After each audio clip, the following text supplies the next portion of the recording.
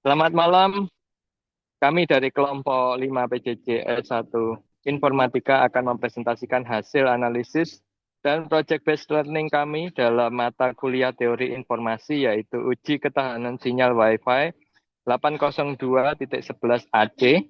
Di sini kami menguji seberapa jauh kapasitas kanal Wi-Fi mampu bertahan ketika diberi tekanan berupa noise dan jamming menggunakan teorema Shannon. Kelompok kami terdiri dari Shirley Eka Windiani, Dwi Purnomo, Zahwa Najwa Azahra, dan saya sendiri Johan Cahyadi. Kami ingin mengucapkan terima kasih yang sebesar-besarnya kepada dosen pengampu kami, Bapak Abdul Azam Ajari, Eskom, Mkom, dan Ibu Ega Dioni Putri, BN, MMG, atas bimbingan, arahan, serta ilmu yang diberikan selama pengerjaan tugas proyek teori informasi ini. Next slide. Channel yang kami pilih yaitu Wi-Fi 802.11 AC. Objek penelitian yang kami pilih adalah Wi-Fi 802.11 AC atau Wi-Fi 5 pada frekuensi 5 GHz. Kanal RF ini punya tantangan nyata di lingkungan gedung bertingkat di mana tembok dan kaca sering memantulkan serta melemahkan sinyal.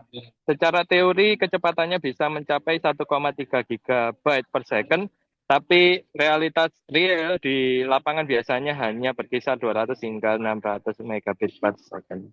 Selanjutnya akan disampaikan oleh rekan kami. Terima kasih. Baik, pada slide ini saya akan menjelaskan bagaimana kapasitas maksimum sebuah kanal komunikasi nirkabel dalam hal ini adalah Wi-Fi 5 GHz dihitung berdasarkan teorema kapasitas Shannon. Ini memodelkan bahwa kemampuan suatu jaringan dalam mengalirkan data sangat dipengaruhi oleh lebar jalur yaitu bandwidth serta beberapa besar gangguan yang ada di udara. Untuk komponen jalurnya ini yaitu pengirim, di mana pengirim ini mengirimkan sinyal asli ke dalam kanal tempat sinyal ini diterobos oleh noise, gangguan frekuensi lain dan hambatan yaitu jamming. Untuk penerimanya ini penerima sinyal bersih yang menjadi kapasitas data akhir.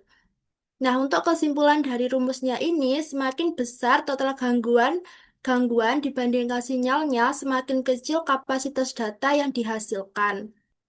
Nah, untuk cara kami menguji kanal ini eh, menggunakan metode uji noise dan jamming atau stress test. Yang pertama, mengukur kondisi awal yaitu mencatat kekuatan sinyal dan dasar memakai WiFi analis tanpa gangguan tambahan. Yang kedua, tambah interferensi, yaitu menyalakan AP kedua di kanal berdekatan, ukur beberapa besar sinyal menabrakkan kanal utama. Yang ketiga, menaikkan jamming bertahap, yaitu pada hal ini menggunakan simulasi coding Python, yaitu daya jamming dinaikkan dari minus 100 dBm sampai minus 30 dBm untuk mencari titik kanalnya.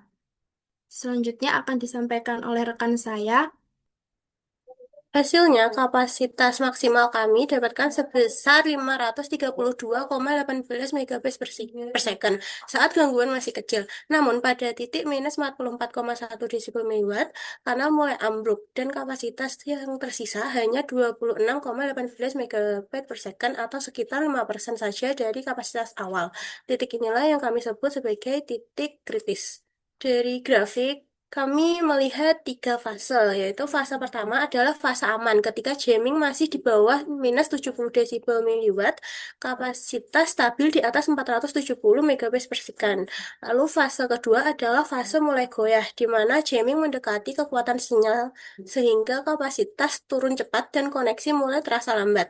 Fase ketiga adalah fase runtuh, ketika jamming mulai lebih kuat dari sinyal, kapasitas nyaris nol, dan banyak data yang hilang. Untuk slide selanjutnya akan dijelaskan oleh Pak Kak Dwi Purnomo. Untuk tantangan selama pengerjaan tugas ini yang pertama yaitu tidak bisa melaksanakan jamming realitanya. Jadi alat jamming atau RF fisik susah diakses dan diatur ketat oleh hukum spektrum frekuensi. Jadi kami mensubstitusikan dengan simulasi Python.